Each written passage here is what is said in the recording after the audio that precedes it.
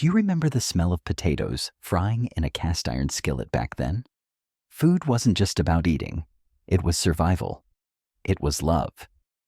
During the Great Depression, our families turned the simplest ingredients into meals that brought everyone together. In this video, we'll revisit 15 timeless recipes that got us through hard times and still taste amazing today. Let's honor that strength one dish at a time. 1. Potato pancakes. During the Great Depression, potatoes were a saving grace. Cheap, filling, and available almost year-round. They became a staple in nearly every household, my grandmother used to say. If you had a sack of potatoes, you had hope. One of her go-to meals was potato pancakes, crispy on the outside, soft on the inside, made with just a few humble ingredients.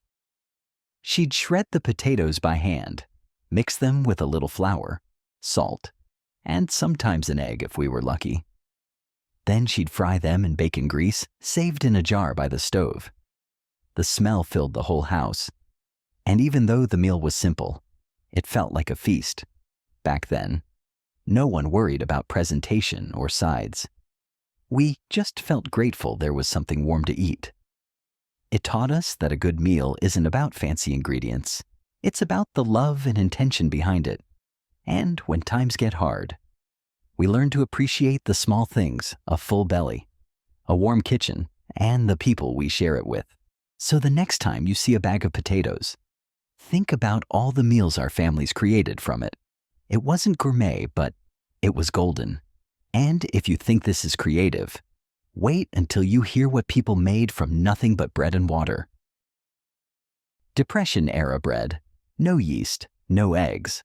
Store-bought bread was a luxury few could afford during the Great Depression. And yeast. That was even harder to come by. But families still found a way to make fresh bread using only the most basic ingredients: flour, baking powder, salt, and water. Some called it poor man's bread.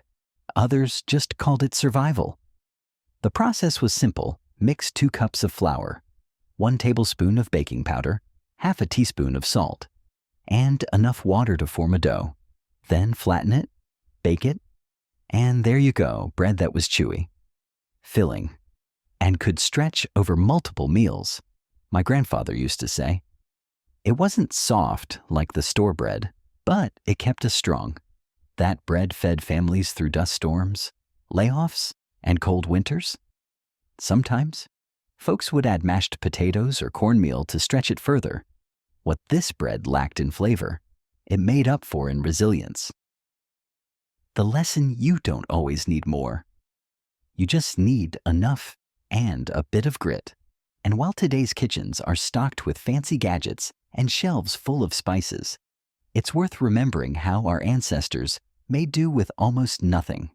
Now get ready, because next, we're talking about a dish that was both strange and comforting: milk toast. 3. Milk toast. Milk toast may sound odd today, but during the Great Depression, it was the definition of comfort food. Imagine this: a slice of stale bread, toasted or fried in butter, then soaked in warm milk with a touch of sugar or cinnamon. That was dinner, sometimes even breakfast and lunch, especially for kids or the elderly. My mother used to say it was like a hug in a bowl, gentle, warm, and simple. It was often served to those recovering from illness, since it was easy on the stomach. But during hard times, it became a staple for entire families. The ingredients were minimal: just bread, milk, a dab of butter, and a sprinkle of whatever sweetness you had on hand. No one complained. It was warm, soft, and filling. And more than that, it represented care, even in struggle. Families found ways to soothe and nourish each other. Milk toast reminded us that food could still be gentle, even when the world was not. It's a dish that asks for very little but offers a lot. And in a way, that's what we all needed then, and maybe still do now. Coming up next is something that fed entire neighborhoods on Penny's Hoover stew. 4. Hoover stew. Hoover stew wasn't gourmet, but it was a lifeline. named after President Herbert Hoover, who many blamed for the hardships of the Depression. This stew was made in soup kitchens and crowded homes across America. It was essentially a mix of elbow macaroni, canned tomatoes, hot dogs, or canned meat, and sometimes corn or beans, whatever was on hand. The idea was simple: make something cheap, fill as many bellies as possible, and waste nothing. Families would cook it in large pots, often sharing with neighbors or saving leftovers for days. The hot dogs added a bit of protein, and the pasta made it stretch. It wasn't fancy, but it was hearty and comforting. I remember my aunt saying, "We didn't have much, but when that pot was full, we felt rich." Hoover stew was more than food. It was community. It was survival through sharing. It taught us that when times get hard, pulling together is the answer. And every time you make a big pot of something and invite someone over to share it, you're carrying on that spirit. Next, we'll look at how people made soup out of nothing but onions and hot water and still managed to call it dinner. Number 5. Onion soup. When money was tight and the cupboards were nearly bare, onion soup became a trusted friend. It might sound too simple to be a full meal, but during the Great Depression, it brought warmth to empty kitchens. All it required was onions, a little fat like butter or lard, water or broth if you had it, and some bread for dipping. Families would slice the onions thin, cook them down slowly until they turned soft and golden, then pour in water to make the broth, a stale heel of bread, toasted or fried, often floated on top like a prize. If someone was lucky enough to have a little cheese or meat drippings, they'd add that for extra flavor. But even without those extras, it was still nourishing. It taught people that flavor can come from patience, not just ingredients. The slow simmer of onions in a pot filled the home with a smell that felt rich, even if the recipe was not. And in those quiet moments around the table, sharing that soup reminded everyone that comfort doesn't need to be complicated. It just needs to be shared. So the next time you feel like you don't have enough to cook with, remember what families did with a few onions and a little hope. Now let's turn to something even more humble: cornmeal mush. 6. Cornmeal mush. Cornmeal mush was a dish born from simplicity and survival. It was cheap, easy to store, and could stretch a long way. 3 things that made it perfect for Depression-era families. The basic recipe was simple: boil water, slowly whisk in cornmeal, add a pinch of salt, and stir until thick. That was it. Eaten hot.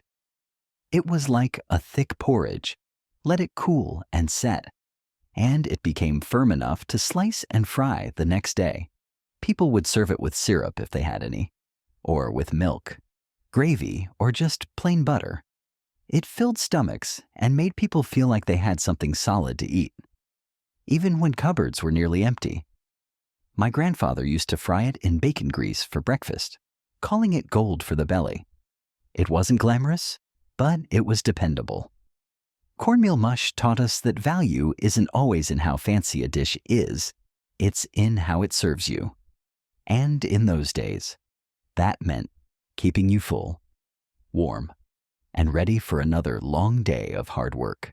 It's one of those meals that doesn't pretend to be more than it is, and maybe that's why it stayed in so many kitchens for generations.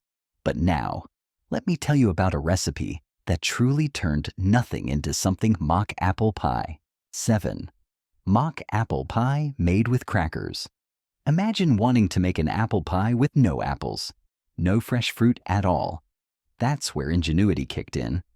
Mock apple pie became a symbol of Depression-era creativity. Believe it or not, this pie used soda crackers or saltines instead of apples. Yes, crackers. The idea was to mimic the texture and slight tartness of cooked apples, using something that was shelf-stable and cheap. The recipe involved layering crushed crackers in a pie crust, then pouring over a spiced sugar syrup made with cream of tartar, cinnamon, sugar, and lemon juice or vinegar. When baked, the crackers softened and absorbed the syrup, and the flavor was surprisingly close to real apple pie. My aunt used to say, "It fooled your mouth, but not your heart." She'd serve it proudly. Knowing it brought joy despite hard times. This dish taught us that tradition and love can live on. Even when ingredients are scarce, people didn't just want to feed their families, they wanted to give them something special, even in tough times. And that's the spirit of this pie. It wasn't just dessert. It was a small miracle made from almost nothing. Up next is another dish built on basics, but full of heart cabbage and noodles. Cabbage and noodles. Cabbage and noodles, also known in some homes as haluski, was a beloved Depression-era dish, especially in immigrant families across America. It combined cheap, sturdy ingredients like green cabbage, onions, egg noodles, and whatever fat you could spare, bacon grease, butter, or even lard. The process was simple. Shred the cabbage, slice the onions, and sauté them low and slow until soft and golden. Boil the noodles, then mix everything together in a big pan, seasoning with salt and pepper. The result was a warm, savory dish that stuck to your ribs and could feed a crowd for pennies. It might not have been flashy, but it was comforting, hearty, and surprisingly satisfying. My grandmother used to say, this was the kind of meal that made you forget you were poor for just a little while. She'd make a giant pot, and we'd eat it for 2. Sometimes 3 days. Cabbage was cheap and lasted long. Noodles could be made by hand if you had flour and eggs, or you used the dried kind if available. The beauty of this dish was in its ability to stretch. It brought families together and taught us that meals didn't need to be expensive to be meaningful. Sometimes all you need is a few ingredients and a little time. Up next, we'll dive into something even more unusual. Dandelion salad. Yes, the kind picked straight from the yard. 9. Dandelion salad. During the Great Depression, families had to get creative even with what grew in their front yards. Dandelion salad might sound strange today, but back then, it was a springtime treasure. People would go out with baskets and pick young dandelion greens before the flowers bloomed. These leaves were slightly bitter, but packed with nutrients. Once washed, they'd be tossed with vinegar, a bit of salt, maybe a hard-boiled egg if you were lucky, and sometimes bacon drippings or onions if you had them. My great-aunt used to say, "Why buy lettuce when the lawn gives it to you for free?" It was more than a meal, it was a reminder that nature could still provide, even when stores couldn't. Dandelion salad taught us to stop overlooking what was right in front of us. It showed us that even weeds, with the right care, could become something nourishing. It also reminded families to work with the seasons, to walk outside with purpose, and to make the most of what the land had to offer. It wasn't about having more, it was about seeing more. Next time you see those yellow flowers in the yard, think twice before pulling them up. Now, let's talk about a pie that defied all odds. Vinegar pie. 10. Vinegar pie. At first glance, vinegar pie sounds like a mistake. Why would anyone put vinegar in a dessert? But during the Great Depression, it was a clever way to replace lemons, which were too expensive or impossible to find. The tart flavor of vinegar, when sweetened with sugar and combined with butter, eggs, and flour, created a custard-like filling that mimicked lemon pie. People would pour the filling into a simple crust, bake it until firm, and serve it with pride. It was tangy, rich, and unexpectedly delicious. My grandmother used to say, you'd swear there was citrus in there, but there wasn't a lemon for miles. Vinegar pie was a perfect example of how families refused to let go of joy, even in hard times. They still wanted dessert. They still wanted to celebrate birthdays, holidays, or simply the end of a long week. This pie showed us that creativity in the kitchens wasn't about showing off. It was about holding on to traditions, to hope, and to the idea that something sweet could still come out of something sour. And just like that, vinegar pie became a tradition of its own. Speaking of simple ingredients that went far, our next dish is a golden favorite: fried cornmeal mush. 11. Fried cornmeal mush. Fried cornmeal mush was the second act of a meal that started the day before. If you remember, families would cook cornmeal mush and let it set overnight in a pan. By morning, it was firm enough to slice. Then came the magic: those slices would be fried in butter, oil, or bacon grease until golden brown and crispy on the outside, soft and creamy on the inside. It was a breakfast that felt indulgent, even when it cost next to nothing, often served with syrup, jam, or even just a sprinkle of sugar. Fried mush was a way to make leftovers feel special. It taught us that nothing had to go to waste, and that, with a little heat and care, something plain could become something comforting. I remember waking up to the smell of it crackling in the pan, and knowing we were going to start the day with something warm. Fried mush is proof that even the most modest meals can carry the most love. It's not fancy, but it sticks with you in more ways than one. And next, we have a dish that's still remembered by many veterans and working families alike: chipped beef on toast. 12. Chipped beef on toast. Chipped beef on toast, sometimes known by the nickname S, was a staple not just during the Depression, but also through wartime. Thin slices of dried beef were cooked in a white cream sauce and served over toasted bread. It was salty, creamy, and surprisingly filling. The dried beef was cheap, kept well without refrigeration, and added just enough flavor to make it feel like a real meal. The white sauce, made with butter, flour, and milk, was thick and rich, poured generously over toast or biscuits. My father, a World War II veteran, said it reminded him of the military, but also of home. It was the kind of meal that showed up when times were hard, but bellies needed to be full. Chipped beef on toast was humble, but it felt like it stuck to your ribs. It also brought comfort.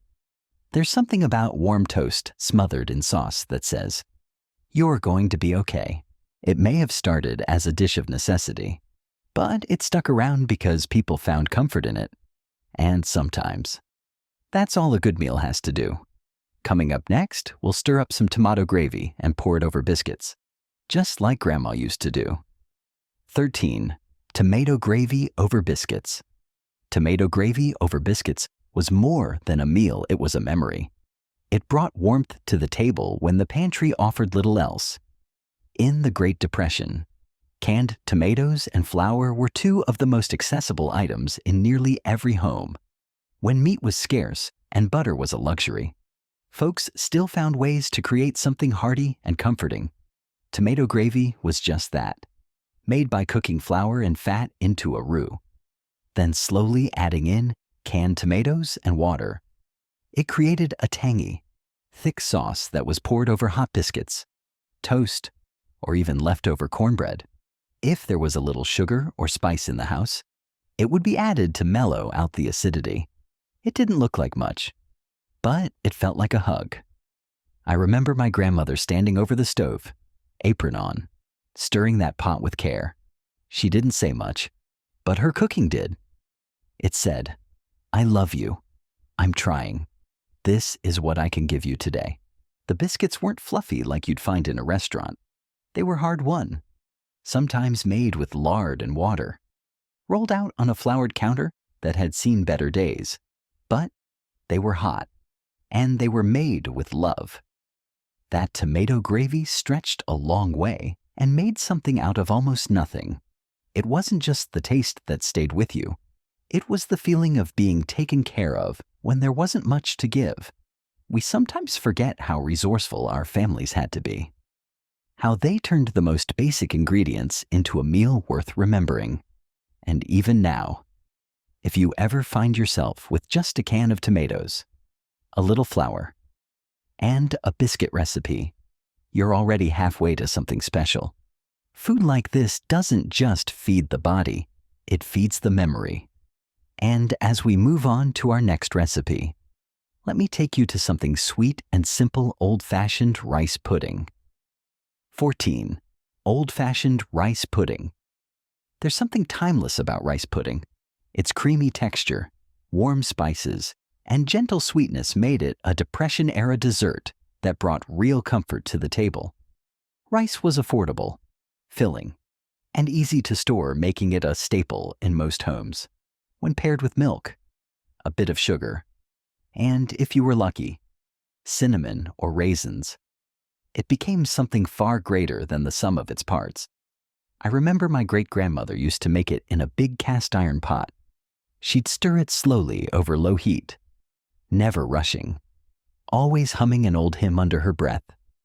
The scent of milk and vanilla would drift through the house, telling everyone that something good was coming. It was the kind of dessert you waited patiently for, not just because it took time, but because it was made with care. Sometimes there were no eggs, sometimes not even raisins, but it didn't matter. Even the plainest rice pudding had a way of making people feel held. It was served warm in chipped ceramic bowls, steam rising, spoons clinking softly in the quiet. It wasn't just dessert, it was a reminder that life could still be sweet, even when days were long and uncertain. And that's what Depression-era cooking taught us over and over, even in scarcity. There is still space for joy. This dish also showed the importance of using what you had. Leftover rice from dinner was often turned into dessert the next day. Nothing went to waste, and everything had a purpose. That mindset wasn't just about food. It shaped how people lived, how they loved, and how they found beauty in the everyday. So if you ever have a bit of rice left in your fridge, try turning it into something warm and comforting. You might be surprised how much heart fits into one little bowl. Now for our final recipe, a cake that broke all the rules, yet still brought smiles to the table: the butterless, eggless, milkless cake, also known as Wacky cake. 15. Butterless, eggless, milkless cake, Wacky cake. Wacky cake, also called crazy cake or depression cake, was a miracle in a pan. No butter, no eggs, no milk, just a few pantry staples and a whole lot of heart. It was the kind of recipe passed from neighbor to neighbor, scribbled on worn index cards, and memorized by grandmothers across the country. It came to life during the Great Depression and stayed strong through World War II, when rationing made traditional baking ingredients hard to come by. But people still wanted to celebrate. They still wanted birthdays, holidays, and reasons to smile, and this cake gave them that. The ingredients were simple flour, sugar, baking soda, cocoa powder, vinegar, oil, and water. Sounds strange, right? But mix them together, pour into a pan, and bake, and what comes out is a moist, rich, deeply chocolatey cake that no one would believe lacked all the essentials. My own mother made this cake every year for my father's birthday. She didn't frost it. She dusted it with powdered sugar and served it with black coffee. And every time, he said it was the best cake in the world. What made it special wasn't what it had. It was what it didn't need. It didn't need luxury to be loved. It didn't need perfection to be enough, just like the people who made it. This cake symbolized so much more than dessert. It was a reminder that joy is worth fighting for, that even in the toughest times, sweetness has a place, that love can rise even without the usual ingredients. And perhaps that's the most important lesson of all these recipes. We may not have much, but when we gather around the table, share what we have, and put our hearts into what we make, it's always enough. So the next time life feels heavy, pull out this recipe, stir it up, bake it, share it. Let that humble slice of chocolate cake remind you of where we've been and the strength that's still with us today. Aj Irakir.